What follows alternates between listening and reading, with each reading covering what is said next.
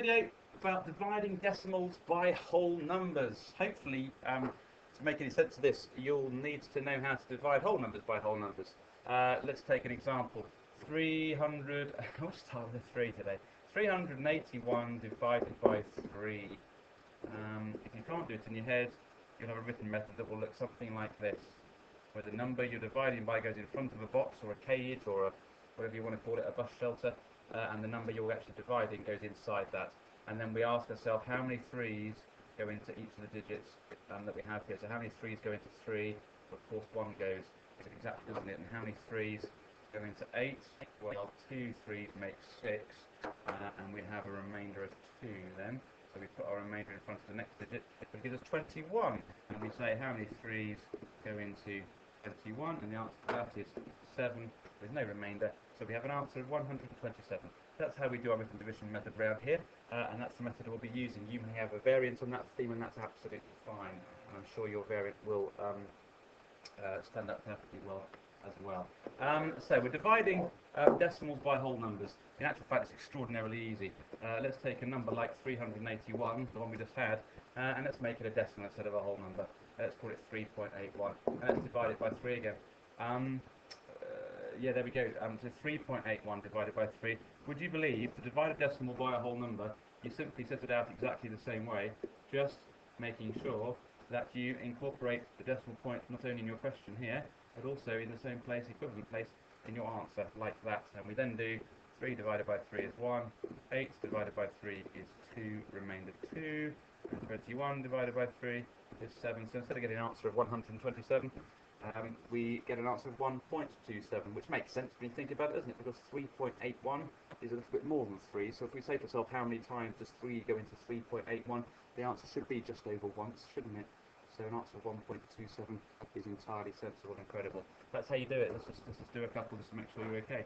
593.65 divided by 5. Okay.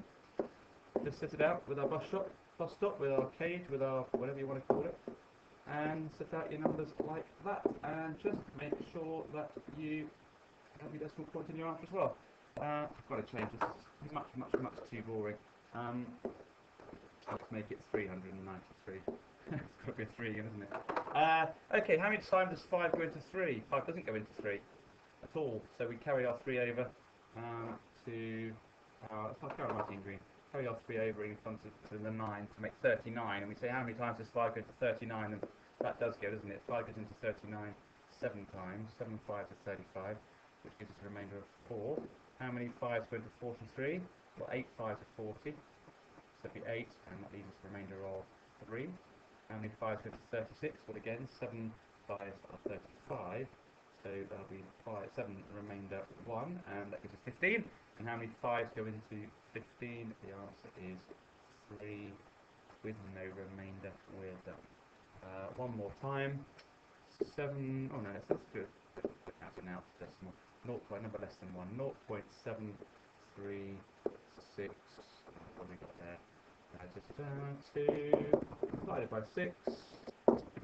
How many 6's go into 0.7362? Gosh, what a stupid question. Obviously none go, right? Yeah. How time to change that? Imagine this question in year 3. Imagine what you thought of it. How many 6's go into 0.7362? Are you mad? Still, let's get an exact answer. How many 6's go into 0? How many 6's go into 7? 1, remainder 1. How many 6's go into 13? 2 6's are 12, so that gives 1 more remainder. And how many 6's go into 16? Again, 2 6's are 12, so we have 4 left over. And how many 6's go into 42? Well, I think 7 6's are 42, aren't they?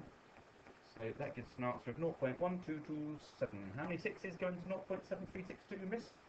I'll tell you, 0.1227. There it is. Dividing decimals by whole numbers is exactly the same as dividing whole numbers by whole numbers. You just make sure that you incorporate the decimal point in your answer in the same place it was in the question.